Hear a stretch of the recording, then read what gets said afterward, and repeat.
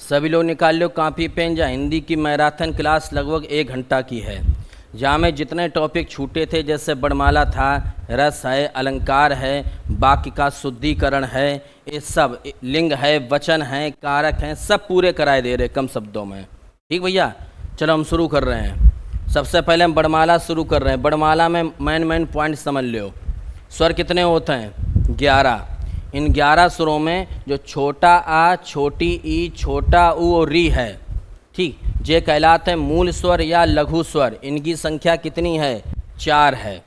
और जहाँ में जो छोटा आ जो है, जो मध्य स्वर कहलाता है। मध्य स्वर इस वजह से कहलाता है, जब जाको हम उच्चारण करते हैं तो जीभ जो है मध्य में छुअत है तालु के। ए, आए, ओ, आओ, ये 4 कहलाते हैं संयुक्त स्वर। ए, आए, ओ, आओ। संयुक्त स्वर उन्हें बोलो जाता है जो 2 अलग अलग स्वरों से मिलकर बने हों। तो संयुक्त स्वर कितने हो गए? 4।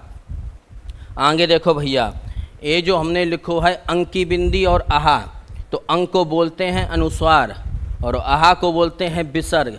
तो ये दोनों स्वर में नहीं आते हैं, ध्यान रखना। अंग और आहा स्वर में नहीं आते हैं, ये दोनों अयोग वाक्य कहलाते हैं। अंग को अनुस्वार बोला जाता, आहा को विसर्ग बोला जाता है। ठीक, अब आ जाओ, व्यंजन कितने हैं? टोटल 33 व्यंजन कितने हैं? 33। अब इन 33 का थोड़ा ध्यान से समझ लो।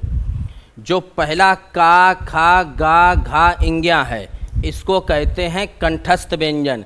कंठस्थ व्यंजन इस वजह से कहते हैं, जब इनको उच्चारण करो तो जो व्यंजन निकलता है वो गले से निकलता है इसका। ठीक, आवाज़ इसकी गले से निकलती है। चा, छा, जा, झा, वां, इनका उच्चारण तालु से होता है। जीभ तालु को स्पर्श करती है, तो ये तालव्य व्यंजन कहलाता है। टा, ठा, डा, डा, ड़ा, ये कहलाता है मूर्धन। मूर्धन इस वजह से कहलाता है कि मूर्धन उसको बोलते हैं कि जब जीभ तुम्हारी यस आकार की हुई जाए और तालु के सबसे मजबूत भाग, तालु का सबसे मजबूत भाग ही मूर्धन्य कहलाता है, उसको जब स्पर्श करे बोलते समय, तो वे व्यंजन या स्वर कहलाते हैं मूर्धन्य। समझ गए? टा, ठा, डा, डा, डा, बोल के देख लियो। ता, था, दा, धा, ना, ये कहलाते हैं दंती। जब इनको उच्चारण करो तो जीभ दांतों को टच करती है। आगे आई जाओ। आगे जो लिखो है पा, फा, बा होना चाहिए, इन पे बा कर दे रहे भैया। बा, बा बकरिया वालो, बा, भा, मा, ये सब कहलाते हैं ओष्ठ, क्योंकि जब इनको उच्चारण करो तो जीभ जो है ओंठन को छुअत है। ठीक, या ओंठ गोले ऐसे हो जाते हैं। जब वर्णमाला में कितने हो गए? यन से लेके कंठ, तालव्य, मूर्धन्य, दंती और ओष्ठ 5-5 हैं, तो हो गए टोटल 25। अब पूरे 33 कर दिए हैं। और जब वर्ग में जो कंठस्थ वर्ग है या तालव्य वर्ग है या मूर्धन्य वर्ग है, इस वर्ग का प्रत्येक 5वां अक्षर जो रहो 5वां अक्षर जो कहलाता है पंचमाक्षर। क्या कहलाता है? पंचमाक्षर कहलाता है। ध्यान रखना, 5वां अक्षर पंचमाक्षर कहलाता है। और जो टेबल बनाई है हमने, जा टेबल में प्रत्येक वर्ग का पहला, तीसरा, 5वां पहला, तीसरा, 5वां कहलाता है अल्प प्राण, यानी पहला, तीसरा और 5वां अल्प प्राण। और दूसरा, चौथा का कहलाता है महाप्राण। दूसरा और चौथा, यानी हर वर्ग में पहला, तीसरा, 5वां अक्षर अल्प प्राण है और दूसरा, चौथा कौन सो है? महाप्राण है। इसी प्रकार से एक होता है अघोष, एक होता है सघोष। प्रत्येक वर्ग का पहला, दूसरा अक्षर, प्रत्येक वर्ग का पहला, दूसरा अक्षर कहलाता है अघोष और तीसरा, चौथा, 5वां कहलाता है सघोष। तीसरा, चौथा, 5वां कहलाता है सघोष। याद रहे, याद ऐसे कर लियो। गांव में 2-4 आदमी ऐसे हो जिनमें महाप्राण होता है। 2-4 आदमी ऐसे होते हैं जिनमें महाप्राण होता है, तो 2-4 वालों हुई गो महाप्राण और बचे हुए का हुई गए अल्प प्राण, क्योंकि टोटल 5 ही अक्षर होते हैं। अघोष कौन से हैं? पहला, दूसरा, तो बचे हुए कौन से? वह सघोष, तीसरा, चौथा, 5वां। अब आगे आवो। जहाँ में एक जो वर्णमाला थी ऊपर टेबल, बा में 2 अक्षर ऐसे हैं जो द्विगुण व्यंजन कहलाते हैं, एक ड़ा और एक ढा। ये कहलाते हैं द्विगुण व्यंजन। कैसे कहलाते द्विगुण व्यंजन? इनमें 2 प्रकार के गुण पाए जाते हैं। जब बिंदी हटाई दी तो उच्चारण अलग हुई, और जब बिंदी हटाई दी तो उच्चारण अलग हुई, ना हटाई तो उच्चारण अलग रहे। जैसे जू का लिखो है पढ़ाई और जू का लिखो ढक्कन जो ड़ा है, जो ढा है, ध्यान रखियो। उत्क्षिप्त व्यंजन को ही द्विगुण व्यंजन भी कहते हैं। अब आगे आई जाओ, आगे होत अंतस्थ व्यंजन। अंतस्थ व्यंजन है 4, या रा ला वा, जामे वायु अंदर की ओर जात है, या रा ला वा। इसमें या और वा कहलाते हैं अर्धस्वर, या और वा कहलाते हैं अर्धस्वर। रा कहलाता है लुंठित या प्रकंपित, रा कहलाता है लुंठित या प्रकंपित, और ला कहलाता है पार्श्विक, ला कहलाता है पार्श्विक, और वा कहलाता है दंतोष्ठ व्यंजन, वा कहलाता है दंतोष्ठ व्यंजन। याद रहे, या और वा अर्धस्वर, रा लुंठित या प्रकंपित, ला हो गया पार्श्विक, वा हो गया दंतोष्ठ। अब आई जाओ ऊष्म व्यंजन। इन्हें बोलने में ऊष्मा जैसी निकलता है। सा सीटी वालो, सा षटकोट वालो, सा सरौता, हा हल। तो जो सा सीटी वालो है जो कहला तालब्य, क्योंकि जब जाए बोलते हैं एक मिनट रुकियो भैया, तो जीव तालु को स्पर्श करत हैं। जो कहलाते सा षटकोट वालो मूर्धन्य, और जो सा सरौता वालो कहला दंती, और जो हा हल जो है ये स्वर यंत्रीय या काकल व्यंजन कहलाते हैं। स्वर यंत्रीय या काकल, तो हा स्वर यंत्रीय काकल है, सा सरौता दंती है, सा षटकोट मूर्धन्य है, और सा सीटी वाला तालब्य है। अगले आई जाओ, संयुक्त अक्षर हैं 4, संयुक्त व्यंजन है 4, छा छत्री वालो, त्रा ज्ञा और स्रा। तो जो छा छत्री है वो आधो का और सा षटकोट से मिलके बनो है। इसलिए परीक्षा में क्वेश्चन पूछो जाता है कि छा किस वर्ग में आता है, तो बता दियो का वर्ग में आता है। छा जो है का वर्ग में आता है। त्रा आधा ता और रा से मिलकर बना है। ज्ञा जो है आधा जा और वहाँ से मिलकर बना है। और जो श्रीमान वालों श्री नहीं लिखत है तो आधा सा सीटी वालों और रा से मिलकर बनो है। समझ गए। छा आधा का धन सा, त्रा आधा ता धन रा, ज्ञा आधा जा धन वा, और स्रा आधा शा सीटी वालों और रा। छा आता है का वर्ग में। अब आई जाओ लिंग। लिंग पूछे जाते पुल्लिंग और स्त्रीलिंग। तो पहले बनेबे को समझ लो कि बनात कैसे हैं, फिर पहचाने कैसे। मन परीक्षा में बहुत ट्रिक बताए हैं। क्षत्रिय को का होए छत्राणी, भव को भवानी, इसी तरीक़ा से जेठ को जेठानी, चौधरी को चौधरानी, नौकर को नौकरानी। ठीक। नर्तक का नर्तकी, हरिण का हरिणी, देव का देवी, गोप का गोपी, कबूतर का कबूतरी। इसी तरीक़ा से तपस्वी का तपस्विनी, स्वामी का स्वामिनी, यशस्वी का यशस्विनी, हाथी का हथिनी, हंस का हंसनी, हितकारी का हितकारिणी, संयोजक का संयोजिका, पाठक का पाठिका, गायक का गायिका, लेखक का लेखिका। शक्तिमान मान होय मन मति कद्दियो, शक्तिमान शक्तिमती, सत्यवान सत्यवती, भाग्यवान भाग्यवती, पुत्रवान पुत्रवती।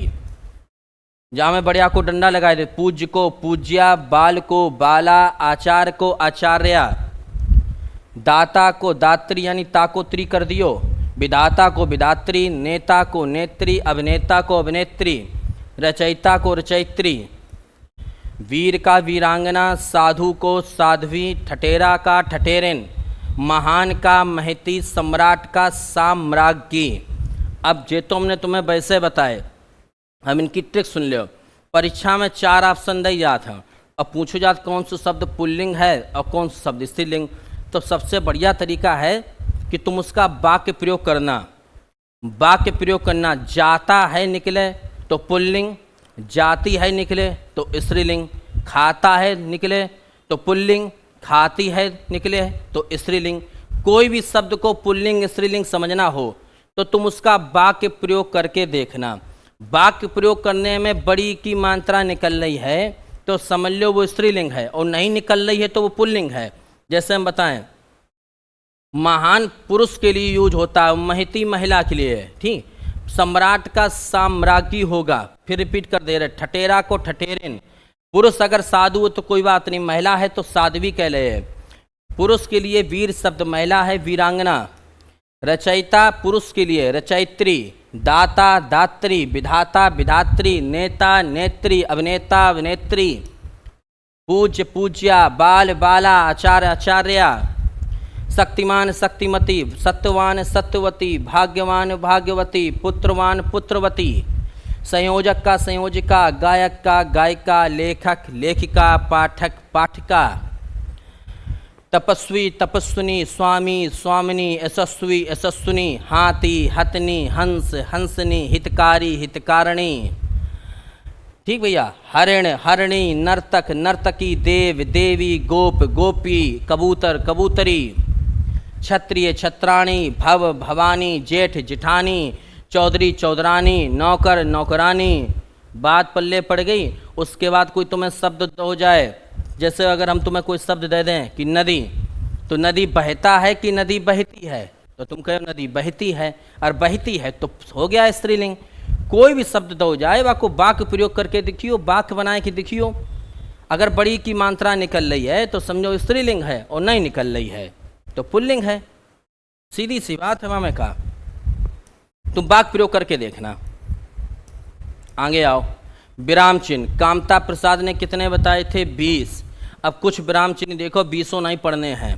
पहला होता है अल्प विराम, जाए हम देहाती भाषा में कामा बोल देते हैं, और अल्प विराम चिन्ह को यूज करत हैं जो दो संज्ञाएं होती हैं, दो नाम होते हैं उनके बीच में जैसे हमने राम श्याम लिखा है तो राम श्याम के बीच में हम कामा लगा देंगे, और इसी कामा को हम लोग अल्प विराम भी कहते हैं। दूसरा अर्ध विराम, ऊपर एक बिंदी है नीचे कामा है। विस्मयादि बोधक, अरे ओह वाह, इस प्रकार के अगर शब्द आए जाएं, इस प्रकार के जहाँ पर आश्चर्य सूचक शब्द आएं, जिसे देख के तुम चौंक जाओ, तो समझ लो उन पे विस्मयादि बोधक को चिन्ह लगे। अरे के बाद विस्मयादि बोधक, ओह के बाद विस्मयादि बोधक, वाह के बाद विस्मयादि बोधक। एक होता है निर्देशक या योजक चिन्ह। निर्देशक या योजक चिन्ह में क्या करियो, योजक चिन्ह ज़्यादातर लगत है विलोम शब्दों के बीच में, ठीक, और निर्देशक थोड़ा बड़ा होता है, ध्यान रखना। योजक थोड़ा छोटा होता है, निर्देशक थोड़ा बड़ा होता है। कोई विलोम शब्द है तो उसके बीच में हम लगाए सकते हैं योजक चिन्ह। जैसे राम हमने लिख दिया दिन रात, तो दिन रात लिख दिया, इसके बीच में हमने लगा दिया योजक। कोई द्वंद्व समास का शब्द है तो उसमें योजक लगाए दियो, और योजक थोड़ा छोटा होता है, निर्देशक थोड़ा बड़ा होता है। बस जो होता है अवतरण या उद्धरण, जिसको बोलते हैं कामा इन्वर्टेड कामा, कोई महत्वपूर्ण पंक्ति है, किसी का महत्वपूर्ण कथन है, हमने कामा इन्वर्टेड कामा में बंद कर देते हैं। जो होता है विवरण चिन्ह, ऊपर दो बिंदी हैं और एक डंडा ऐसो है। आगे सुनो। उप विराम को बोलते हैं अपूर्ण विराम। उप विराम कहें चाहे अपूर्ण विराम कहें, दो विसर्गें जैसी हैं। पुनरुक्ति सूचक होता है इस तरीक़ा से। पुनरुक्ति सूचक का मतलब होता है दोहराना। जैसे हमने ऊपर एक लाइन लिखी, फिर वही लाइन नीचे लिखो चाहते तो कामा नहीं लगाए देते हैं, ऐसे दो डंडा ऐसे। जैसे हमने लिखो राम, और नाम फिर तुम्हें राम लिखने तो काय दोबारा राम लिखियो, ऐसे लगाए दो। फिर तुम्हें तिवारा राम लिखने, फिर ऐसे लगाए दो। तो पुनरुक्ति सूचक का मतलब होता है दोहराना। लाघव चिन्ह को बोलते हैं संक्षेप। जैसे डॉक्टर है, हमने अंतर्राष्ट्रीय शब्द लिखना है तो जो बिंदी ऐसी नहीं रख देते हैं, डॉट ऐसी, जय बोलते हैं लाघव या संक्षेप। अगला लोप चिन्ह। लोप का मतलब है गायब होना। हमने कहा कि उसने कहा था डॉट डॉट डॉट डॉट, तुम पढ़ लो पढ़ना डॉट डॉट डॉट डॉट, समझ गए। हंस पद कहें या त्रुटि बोधक कहें, जो होत ऐसे करके। जैसे मान लो हमने लिखो कि राम घर जाता है, तब तक अचानक याद आएगी कि राम श्याम दोनों घर जाते हैं। अब राम घर जाता है हमने लिखना चाहिए था, और तौलो याद आएगी श्याम भी घर जाता है। अब श्याम नहीं लिख पा रही, जगह ही नहीं, तो ऐसे करके त्रुटि बोधक को चिन्ह लगाए दो।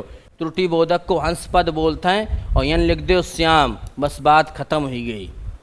तुलता सूचक। तुलता सूचक को मतलब होता है बराबर, जो मैथ में ज़्यादा यूज होता है। x बराबर बाई, बाई बराबर जेठ, समझ गए। तुलता सूचक में दो बराबर के चिन्ह हैं। हंस पद को त्रुटि बोधक बोलते हैं, जहाँ में कोई शब्द भूल जाते हैं तो ऐसे करके चिरैया बनाए के ऊपर लिख देते हैं। लोप चिन्ह में क्या डॉट डॉट डॉट डॉट कर देते हैं, खाली स्थान जैसो।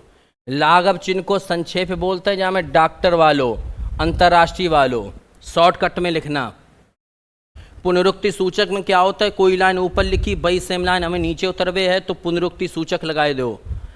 अविराम को अपूर्ण विराम बोलते हैं, विसर्गें हैं जे। विवरण में दो विसर्गें, एक डंडा है। अवतरण या उद्धरण का मतलब हुआ कामा इन्वर्टेड कामा। जैसे मान लो किसी महापुरुष का कथन है या कोई बढ़िया बात है तो भाई कामा इन्वर्टेड कामा में इंपॉर्टेंट बात को बंद कर देते हैं। योजक चिन्ह लगा था विलोम शब्द के बीच में, द्वंद्व समास के बीच में, और निर्देशक थोड़ो बड़ो ही जाता है। योजक थोड़ो छोटो, निर्देशक थोड़ो बड़ो होता है। विस्मयादि बोधक जो होता है जहाँ पर तुम्हें आश्चर्य लगे, अरे ओह वाह, जो हो तो अर्धविराम एक बिंदु ऊपर नीचे कामा, और जो होता है अल्पविराम लगा था दो नामों के बीच में, राम श्याम गीता, तो राम कामा श्याम कामा गीता। ठीक, वाक्य शुद्धिकरण जरूर है एक परीक्षा में। अब वाक्य शुद्धिकरण जरा समझ लो। बाण बड़ा उपयोगी शस्त्र है, इस वाक्य में क्या त्रुटि है? तो बाबू ध्यान रखना, जो चीज़ फेंक के चलाई जाए, फेंक कर, वो शस्त्र नहीं होता है, वो अस्त्र होता है, ध्यान रखना। और जो पकड़ कर चलाओ जाए वो क्या होता है? शस्त्र होता है। जैसे बंदूक शस्त्र है कि अस्त्र है? अब फिर समझ लो, बाण बड़ा उपयोगी शस्त्र, यहाँ त्रुटि है शस्त्र में, यहाँ शस्त्र नहीं होना चाहिए था, यहाँ पर अस्त्र होना चाहिए था। बाण बड़ा उपयोगी अस्त्र लिखना चाहिए था। शस्त्र उसको बोलते हैं जो पकड़ कर चलाया जाए, बंदूक शस्त्र में आएगी, बंदूक।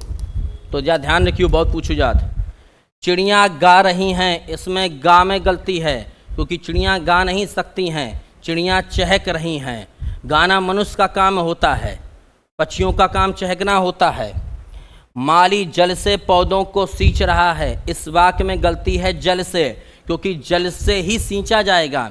सींचने का मतलब है जल, अब जल भी शब्द लगा दिया, सींचना भी लगा दिया, तो गलत कर दिया। यहाँ पर जल से हटा दो, सीधा लिखना चाहिए था माली पौधों को सींच रहा है। अब पौधों को जब सींच रहा है तो सींचने का मतलब है पानी ही डाल रहा होगा, पेशाब तो कर नहीं रहा होगा। तो सीधी सी बात है, यहाँ पर सींच शब्द लगेगा, जल से की कोई आवश्यकता ही नहीं है। हम खाम में लगाए दो जल से शब्द, समझे। अगला, मानव ईश्वर की सबसे उत्कृष्टतम कृति है। मानव ईश्वर की सबसे उत्कृष्टतम कृति है। तो जामे बाबू गलती जा है कि जब तुमने उत्कृष्टतम शब्द लगा दिया तो सबसे शब्द नहीं लगाना चाहिए था। मानव ईश्वर की उत्कृष्टतम कृति है, उत्कृष्टतम का मतलब है सर्वोत्तम है। अब हम जा कह दे मानव ईश्वर की सबसे सर्वोत्तम है, तो सबसे सर्वोत्तम काय लगाए रहे? जब सबसे लगाए दो तो सर्वोत्तम काय लगाए रहे हो, या जब सर्वोत्तम लगाए दो तो सबसे ना लगाओ। तो यहाँ पर सबसे शब्द नहीं होगा। उसने गुप्त रहस्य प्रकट कर दिए, भैया रहस्य हमेशा ही गुप्त होते हैं, सीधा होना चाहिए। उसने रहस्य प्रकट कर दिए, रहस्य होता ही गुप्त है, तो रहस्य के साथ गुप्त नहीं लगेगा, उत्कृष्टतम तक के साथ सबसे नहीं लगेगा, सींचने के साथ जल नहीं लगेगा, क्योंकि आदमी खुद समझ जाएगा कि ये सब एक्स्ट्रा शब्द, इनकी कोई आवश्यकता ही नहीं है। राजस्थान का अधिकांश भाग रेतीला है। अब यहाँ पर गलती क्या है? डबल रिपीटिंग शब्द कर दिया। अधिकांश में भी तो अंश शब्द आया है, अंश माने क्या होता है? भाग, और फिर तुमने भाग लगा दिया। सीधा कहना चाहिए राजस्थान का अधिक भाग रेतीला है, यहाँ पे अधिक रहे, यहाँ पे भाग रहे, जो अंश शब्द नहीं होना चाहिए तो। अरे काहे भैया, अधिकांश भाग रेतीला है तो अधिकांश में अधिक प्लस अंश शब्द आए तो रो है। अब बाके बाद अंश शब्द आने के बाद भाग शब्द क्यों लगा रहे हो? भाग लगना ही नहीं चाहिए था।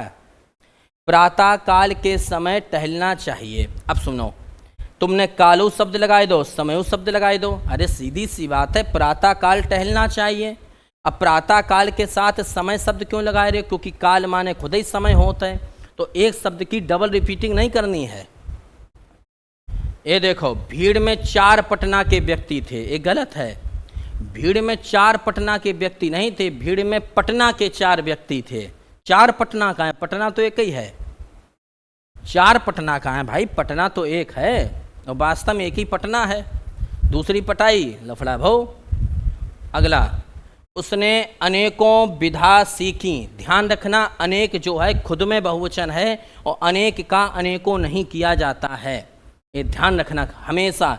अनेकों शब्द कोई होते ही नहीं है, अनेक खुद में बहुवचन है। जब एक से अधिक हुआ तभी तुमने अनेक लिखा, तो यहाँ पर होना चाहिए था उसने अनेक विधाएं सीखी, अनेकों नहीं। इसका बहुवचन नहीं करेंगे, इसका बहुवचन करेंगे विधा शब्द का।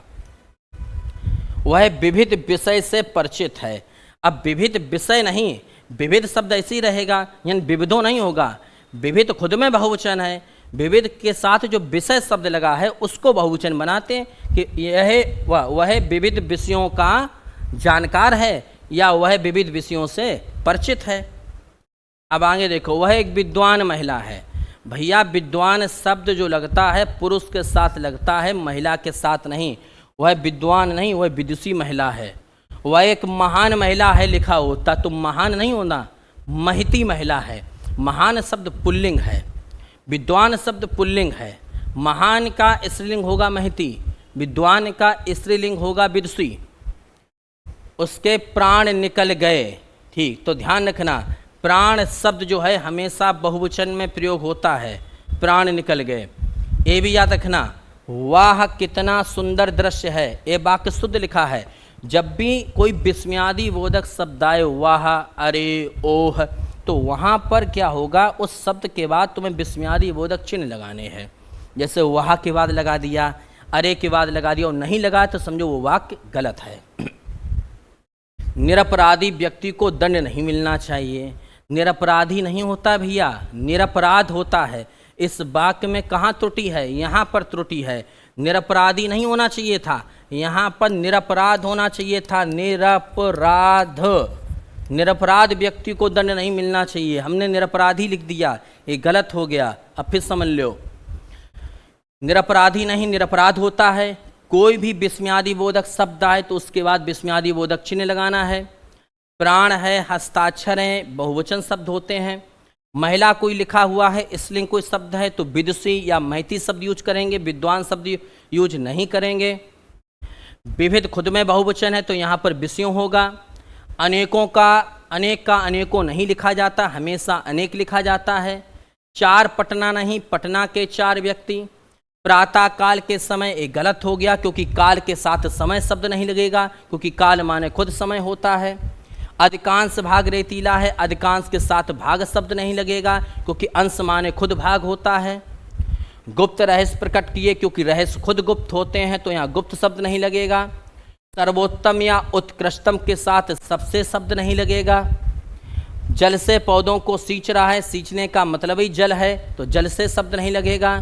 चिड़िया गा रही, चिड़िया गाती नहीं हैं, चहकती हैं तो गाना शब्द नहीं लगेगा। जो पकड़ कर चलाया जाता है वो अस्त्र कहलाता है, वो शस्त्र कहलाता है। और जो फेंक कर चलाया जाता है वो अस्त्र कहलाता है, तो बाण फेंक कर चलाया जाता है, यहाँ पर अस्त्र शब्द लगेगा। बंदूक के साथ शस्त्र शब्द लगेगा। सुने रहो, आज आला इस गाय रहे।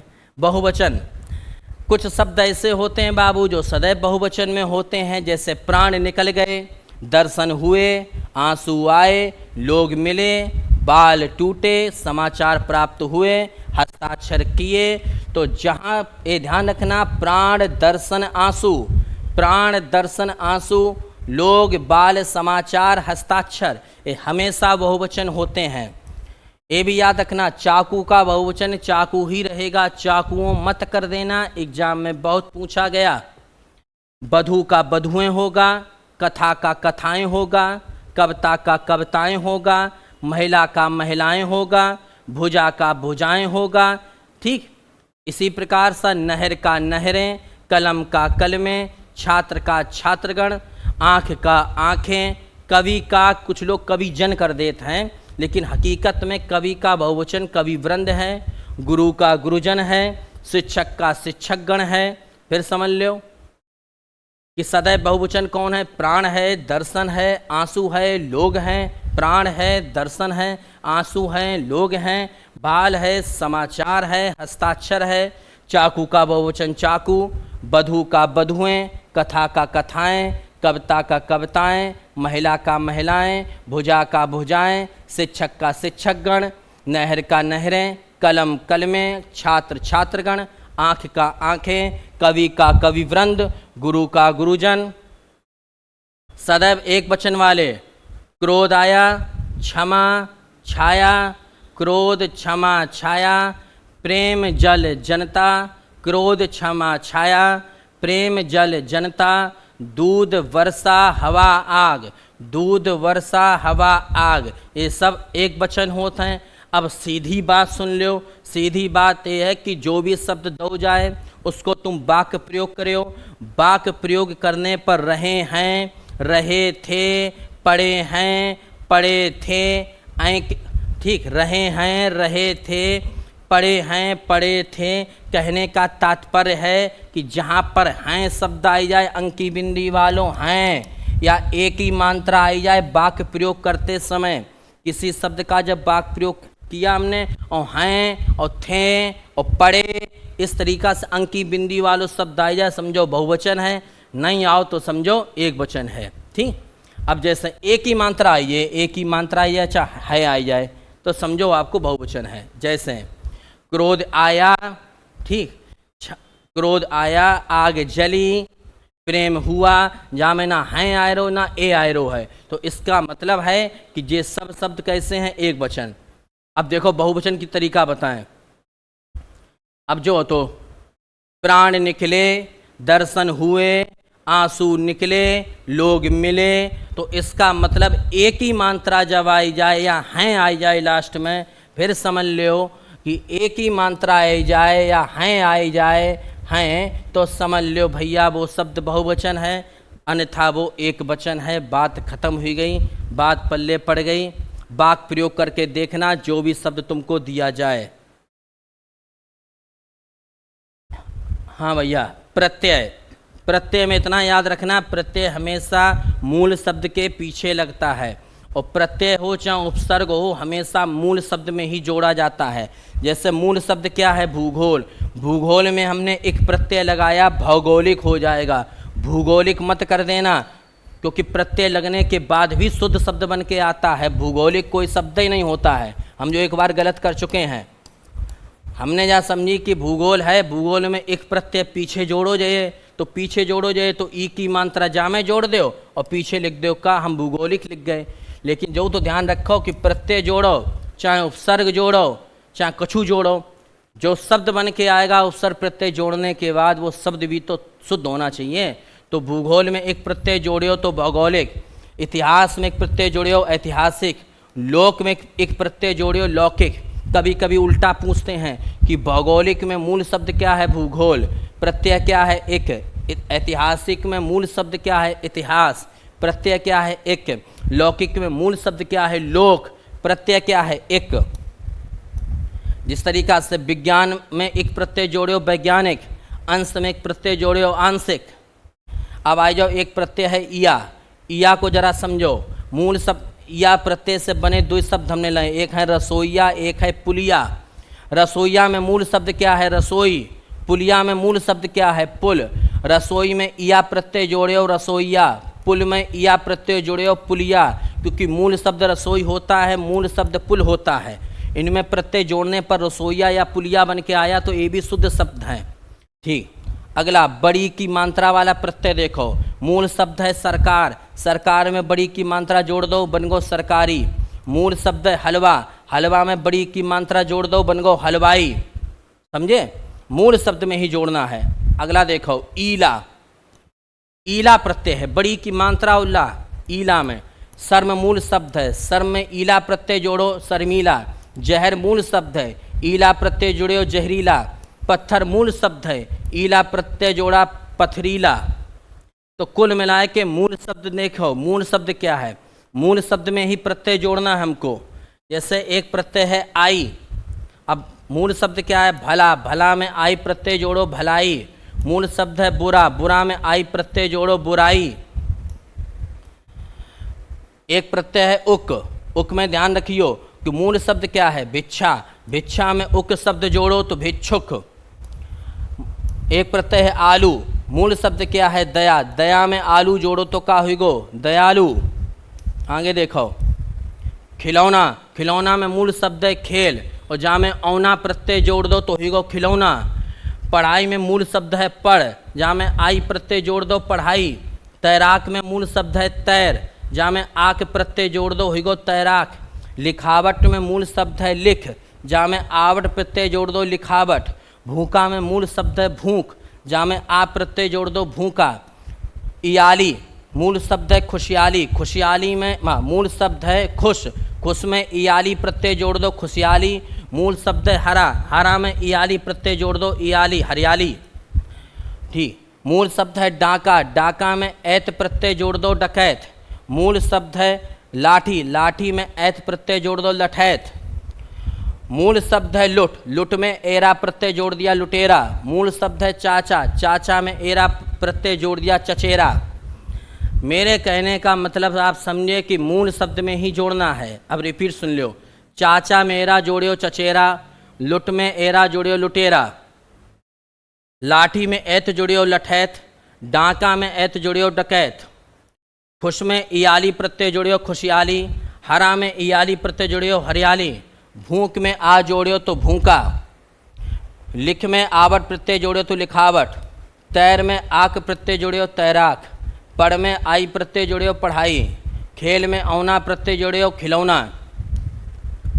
अगला, भिक्षा में उक प्रत्यय जोड़ियो भिक्षुक, दया में आलू प्रत्यय जोड़ियो दयालु, भला में आई जोड़ी भलाई, बुरा में आई जोड़ी बुराई, शर्म में ईला प्रत्यय जोड़ो शर्मीला, जहर में ईला प्रत्यय जोड़ो जहरीला, पत्थर में ईला प्रत्यय जोड़ो पथरीला, सरकार में ई प्रत्यय जोड़ा सरकारी, हलवा में ई प्रत्यय जोड़ा हलवाई, रसोई में ईया प्रत्यय जोड़ो रसोईया, पुल में ईया प्रत्यय जोड़ो पुलिया। आगे सुनो। भूगोल में एक प्रत्यय जोड़ियो भौगोलिक, इतिहास में एक प्रत्यय जोड़ियो ऐतिहासिक, लोक में एक प्रत्यय जोड़ियो लौकिक। और हम और परीक्षा में एक ट्रिक और बताए रहे हैं कि प्रत्यय कैसे पहचाने हो। जैसे मान लो परीक्षा में आएगा कि लौकिक शब्द में प्रत्यय कौन सा है, तो तुम तुरंत दिमाग लगाओ कि मूल शब्द इसमें क्या होगा लोक, और मूल शब्द जामे से नोच लो। नोचने का मतलब है मूल शब्द हटाए लो, मूल शब्द में जो हटाए दो और का हटाए दो। ठीक। अब जामे का बची, छोटी की मात्रा बची और का बचो, क्योंकि प्रत्यय पीछे लगा होगा तो पीछे देखना बचा क्या है, पीछे बचा का और पीछे बचा जामे छोटी की मात्रा, इसका मतलब हुई गो एक प्रत्यय। अब जैसे तुम्हें जो दिखाएं पुलिया शब्द लिखो है, तुम दिमाग जा लगाइयो कि पुलिया में मूल शब्द का है, तो गुरुजी ने बताई थी कि पुलिया में मूल शब्द है पुल।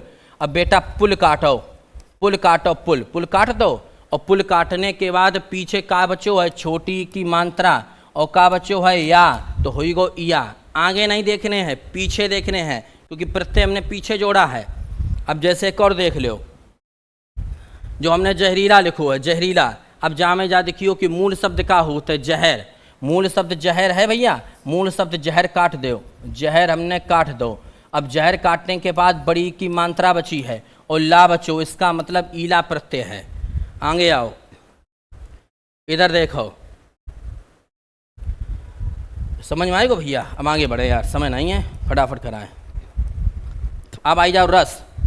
किसी काव्य को पढ़ने पर जो आनंद की अनुभूति होते, जो मन में भाव जागे, वही रस है। रस के कई अंग होते हैं, 4। एक होता है स्थायी भाव, एक होता है विभाव, एक होता है अनुभाव और एक होता है संचारी भाव। रस के अंग होते हैं 4, स्थायी भाव, विभाव, अनुभाव और संचारी भाव। स्थायी भाव की संख्या कितनी मानी गई? 9। और जितने स्थायी भाव हैं उसी आधार पर रस बनाए गए। जैसे एक है श्रृंगार रस, श्रृंगार रस का स्थायी भाव क्या है? रति या प्रेम। ठीक, श्रृंगार रस का स्थायी भाव क्या है? रति या प्रेम। तो जहाँ पर तुमने कोई कविता पढ़ी और कविता पढ़ने पर तुम्हें जा लगे कि लड़का लड़की मिल रहे हैं, नायक नायिका सामने हैं, आंखें लड़ाई रहे हैं, तो समझो मन पर श्रृंगार रस है। ठीक, श्रृंगार रस है। और स्थायी भाव क्या होगा? रति या प्रेम। रति को ही प्रेम बोलते हैं। ठीक, याद रहे, श्रृंगार रस को रसों का रसराज कहते हैं, इसको रसराज भी कहा जाता है। श्रृंगार रस 2 प्रकार को होते हैं, एक संयोग श्रृंगार, एक वियोग श्रृंगार। संयोग श्रृंगार का मतलब है कि नायक नायिका सामने खड़े हैं, बिल्कुल कविता पढ़ने पर जा लगे कि नायक नायिका, लड़का और लड़की सामने हैं और पंचायत कर रहे हैं, अखियाँ लड़ रही हैं, तो संयोग श्रृंगार। और नायक नायिका दूर हैं, एक अपने घर में भी अपने घर में बैठी हैं, तो कौन सा संयोग, कौन सा ये वियोग श्रृंगार। वियोग श्रृंगार को विप्रलभ श्रृंगार भी कहते हैं, लेकिन दोनों का स्थायी भाव क्या है? रति या प्रेम है। अगला बीभत्स रस। बीभत्स रस का मतलब, बीभत्स रस है, इसका स्थायी भाव जुगुप्सा या घृणा होता है। जुगुप्सा को ही घृणा बोलते हैं। कोई वस्तु तुमने देखी भाई, देख के तुम्हें घिन आई जाए, उल्टी आई जाए। जैसे तुम बाजार में जा रहे, एक मरो वो कुत्ता सड़ो वो कुत्ता परो है, और देख के एकदम उल्टी ऐसी आई जाए, तो मन पे विवश रस हुए, स्थायी भाव जुगुप्सा या घृणा हुई है। अद्भुत रस, अद्भुत रस का स्थायी भाव है विस्मय या आश्चर्य। कोई वस्तु देखी और तुम एकदम चौंक गए, अरे चौका, इतनी ऊंची बिल्डिंग, गुड़गांव गए, दिल्ली गए, हते गांव में, और तुम पहुंचे दिल्ली गुड़गांव, तुमने ऊंची ऊंची बिल्डिंगें देखी, तुम हवा हवाई हुई गए, तो मन पे अद्भुत रस हुए, स्थायी भाव विस्मय या आश्चर्य हुए। वीर रस का स्थायी भाव उत्साह होता है। वीर रस किसे कहते हैं? जहाँ पर युद्ध की स्थिति हो, किसी लक्ष्य को हमें प्राप्त करना हो, तो जब लक्ष्य को प्राप्त करने के लिए मन में जो भाव जागता है उसको वीर रस स्थायी भाव होता है, उत्साह। रौद्र रस का स्थायी भाव है क्रोध। अपने का अपमान होने पर, स्वयं के स्वाभिमान का अपमान होने पर, यानी कहूँ बेइज्जती हो गए, तो समझो मन रौद्र रस है, स्थायी भाव क्रोध है। करुण रस का स्थायी भाव शोक है। कोई मर जाए, टपक जाए, हमेशा के लिए छूट जाए, चलो जाए स्वर्ग, तो करुण रस। भयानक रस का स्थायी भाव भय है, देख के किसी वस्तु को डर लगे। हास रस का स्थायी भाव हास्य है। और शांत रस का स्थायी भाव निर्वेद है। शांत रस उसमें पाया जाता है कि जहाँ जिस पंक्ति में जीवन की सच्चाई लिखी हो, जीवन की वास्तविकता लिखो हो, तो समझो मन पर शांत रस है। शांत रस का स्थायी भाव क्या होता है? निर्वेद होता है। कबीरदास की ज़्यादातर पंक्तियाँ शांत रस की हैं। उन्होंने किसी की उपासना नहीं की। उन्होंने लिखा था कि मन रे तन कागज का पुतला, और गर्व करे क्यों इतना। तो उन्होंने कहा था कि मन जो है वो, ये तन जो है, सॉरी, तन रे ये तन जो है कागज के पुतले के समान होता है, इस पर क्यों इतना गर्व करना।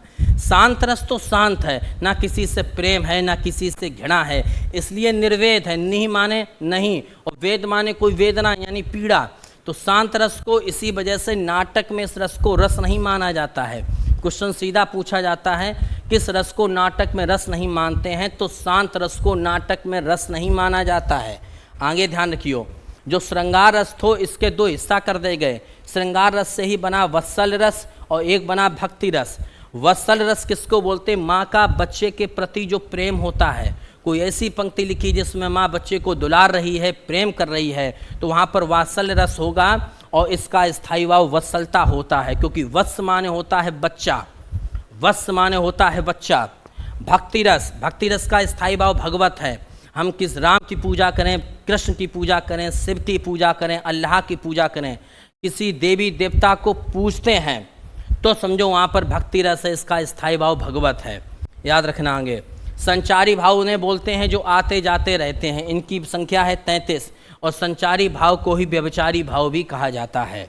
अगला, रस उत्पत्ति में आश्रय की चेष्टाओं को या शारीरिक चेष्टाओं को हम अनुभाव कहते हैं।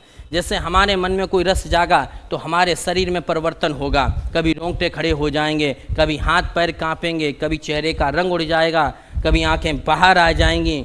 तो इस प्रकार रस उत्पत्ति के समय आश्रय की शारीरिक चेष्टाओं में, बॉडी में जो परिवर्तन होते हैं उन्हें अनुभाव कहते हैं। ये ध्यान रखना, बॉडी में जो परिवर्तन होते हैं, क्योंकि जब रस उत्पन्न होगा तो बॉडी में कोई ना कोई चेंजमेंट अवश्य होगा।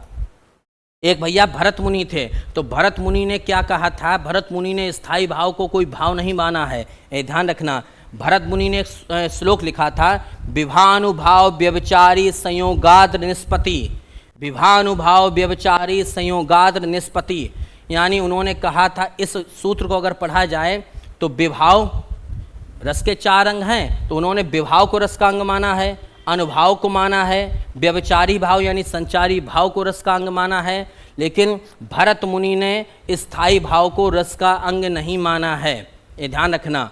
गुण ओज वीर रस का गुण है, और गुण माधुर श्रृंगार रस का गुण है। गुण ओज वीर रस का है और गुण माधुर श्रृंगार रस का है। वाक्य रसात्मक काव्यम, ये किसने कहा था? विश्वनाथ ने। वाक्य रसात्मक काव्यम यानी रस रूपी वाक्य ही काव्य है, रस रूपी वाक्य ही काव्य है, ये किसने कहा था? विश्वनाथ में।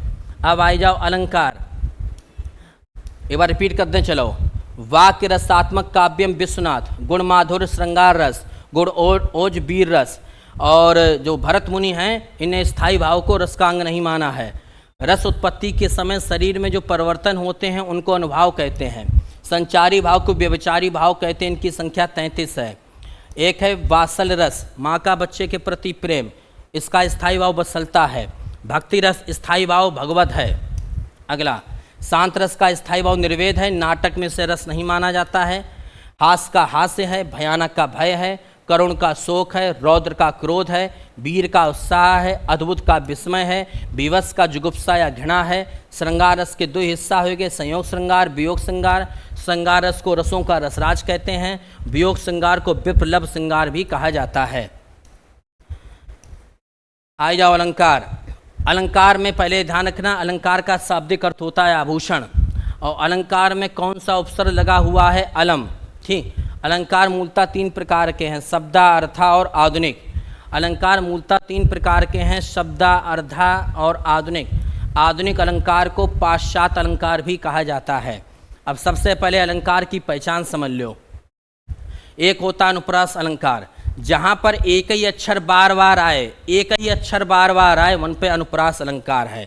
जैसे मैं तुम्हें पंक्ति पढ़ के समझाता हूँ, एक ही अक्षर बार बार आएगा, मुदित महीपति मंदिर आए, तो माँ माँ माँ, अनुप्रास अलंकार। रीज रीज रहसी, रहसी हंसी हंसी उठे, तो रा रा रा रा, एक ही अक्षर बार बार आया। आगे और सुनना। सो सुख सुजस सुलभ मोहि स्वामी, तो सा सा सा सा। कुल मिलाए के अनुप्रास अलंकार में एक ही अक्षर बार बार है तो अनुप्रास है। पंक्ति देख लियो, एक अक्षर बार बार आए के रहेगो, सा आए के रहेगो है, कि रा आए के रहेगो है, कि माँ आए के रहेगो है, तो अनुप्रास है। एक होता है अनुप्रास में एक हिस्सा है लाटानुप्रास। लाटानुप्रास में क्या होता है कि दोनों पंक्तियाँ एक जैसी तुम्हें परीक्षा में लिखी मिले हैं। जैसे मैंने लिखा कि दोनों पंक्तियाँ लगभग एक जैसी होती हैं, लेकिन अर्थ अलग अलग होते हैं। पूत सपूत तो का धन संचय, पूत कपूत तो का धन संचय, यानी पुत्र सुपुत्र है, अच्छा है तो धन संचय करने की आवश्यकता नहीं है, और पुत्र कमीना है, कपूत है, तो भी धन संचय करने की आवश्यकता नहीं है, वो सब कुछ लुटाई दिए। ठीक। यमक अलंकार, यमक अलंकार में क्या होता है? एक ही शब्द एक से अधिक बार आता है। अनुप्रास में एक अक्षर बार बार आता है। यमक में एक ही शब्द एक से अधिक बार आए लेकिन अर्थ अलग अलग हों। एक ही शब्द एक से अधिक बार आए लेकिन अर्थ अलग अलग हों। जैसे माला फेरत जुग भया, फिरा न मन का फेर। ठीक, फिरा न मन का फेर, और कर का मन का डार दे, मन का फेर। ठीक, फेर माने होता है बदलाव, और एक फेर माने होता है चक्कर लगाना। तो एक ही शब्द एक से अधिक बार आ गया, बस ये देखना तुम कि यमक अलंकार में एक शब्द होगा एक से अधिक बार आ जाएगा। जो जैसे कनक कनक ते 100 गुनी, मादकता दिखाए, या खाए बौराए नर, वा पाए बौराए। तो यहाँ पर कनक कनक 2 बार आ गया। अब कनक कनक अगर 2 बार आ गया है तो यहाँ पर यमक अलंकार हो गया, क्योंकि एक कनक माने सोना, एक कनक माने धतूरा। अगला, जे तुम तारे ते नम्बे ना तारे, तो यहाँ पर तारे शब्द 2 बार आ गया। तारे शब्द 2 बार आ गया, यमक अलंकार हो गया। एक तारे माने है स्टार, और एक तारे माने होता है उद्धार करना। एक तारे माने स्टार, एक तारे माने उद्धार करना। अब बाबू देखो श्लेष अलंकार।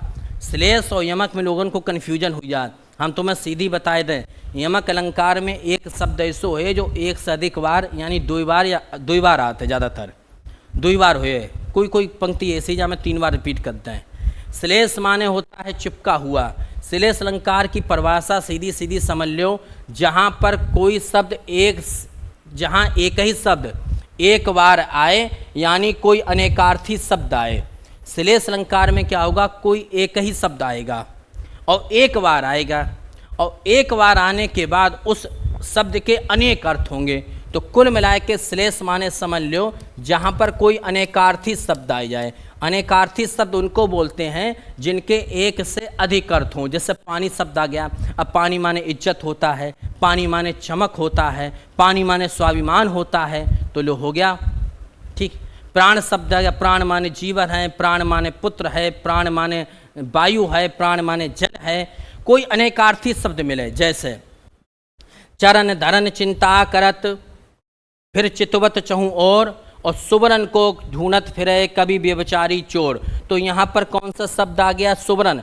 और सुवर्ण अनेकार्थी शब्द है, क्योंकि सुवर्ण माने शब्द भी होता है, सुवर्ण माने सोना भी होता है, और सुवर्ण माने सुंदर रूप भी होता है। एक ही शब्द आया है एक बार, लेकिन इसके अर्थ जो हैं कई होंगे। कुल मिला के दिमाग में फीडिंग जा जान लो कि श्लेष अलंकार में क्या होगा, कोई अनेकार्थी शब्द आएगा। और पूरी पंक्ति पढ़ियो, और पूरी पंक्ति पढ़ने के बाद जा देखियो जा में अनेकार्थी शब्द कौन सो है। अगर अनेकार्थी शब्द है तो समझो श्लेष है, क्योंकि श्लेष माने होता है चिपका हुआ। जो बाद में बताएं तो मैं पहले इधर देखो।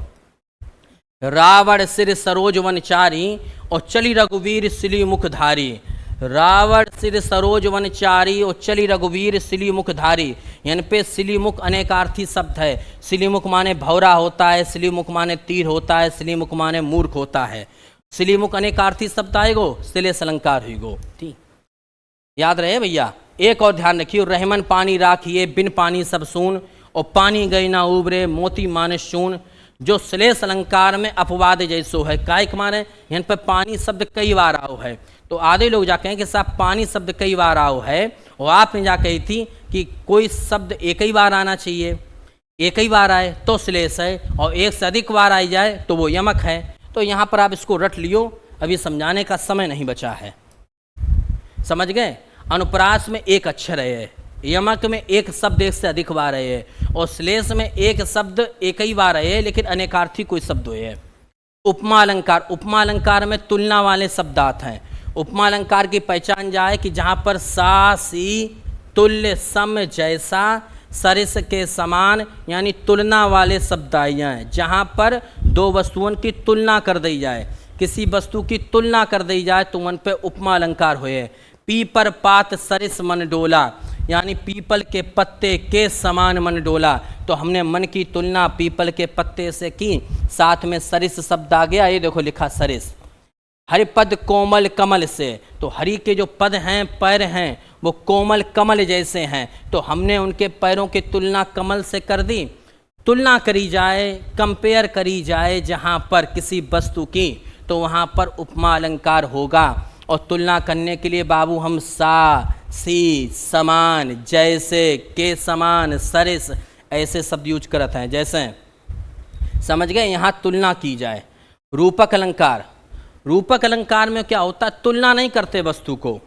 जैसे मान लो हम सलमान खान से तुलना करें, ठीक, तो हम सलमान खान जैसे हैं, जैसा है के समान हैं। रूपक में क्या होता है वही मान लिया जाता है। जैसे मैं कह दूं कि मुख चंद्र सा है, मुख चंद्र सा है, इसका मतलब हमने अपनी मुइयाँ की तुलना, मुख चंद्र सा है इसका मतलब हमने अपने मुंह की तुलना चंद्रमा से की। और हम जा कह दें मुख चंद्र है, तो हमने मुख को और चंद्रमा को एक ही मान लिया, और जहाँ पर एक ही मान लिया जाए वहाँ पर रूपक यानी रूप मान लो। तुम में और चंद्रमा में कोई हमने अंतर नहीं समझा। मुख चंद्र है और मुख चंद्र सा है। मुख चंद्र सा है का मतलब है कि हमने तुम्हारे मुख की तुलना चंद्रमा से कर दी, और लेकिन जब मुख चंद्र है तो हमने तुम्हारे मुख को ही चंद्रमा मान लिया, यानी मुख और चंद्रमा दोनों बराबर हो गए। कुल मिला के रूपक अलंकार में बीच में योजक चिन्ह है, योजक चिन्ह। सा सी सम जैसा कोई शब्द नहीं है, ये विशेषण और विशेष एक साथ इकट्ठे हुए हैं। कैसे इकट्ठे हुए हैं जरा देखो कि अंबर पनघट में डुबो रही तारा घट ऊषा नागरी। अंबर पनघट एक इकट्ठे कर दे, बीच में का चिन्ह लगाए दो, योजक। अब अंबर पनघट सा तो बोला नहीं, सी तो बोला नहीं, सम तो बोला नहीं। अगला देखो, चरण कमल बंदो हरिराई, चरण कमल। अब हमने जा तो नहीं कि चरण से कमल, कमल से चरण, चरण कमल इकट्ठे कर दे, इकट्ठे कर दे तो समझो कौन सा अलंकार, रूपक अलंकार। अगला देखो, समय सिंधु चंचल है भारी। समय और सिंधु को इकट्ठा कर दिया, बीच में योजक चिन्ह लगा दिया, समय सिंधु को एक ही मान लिया, रूपक हो गया।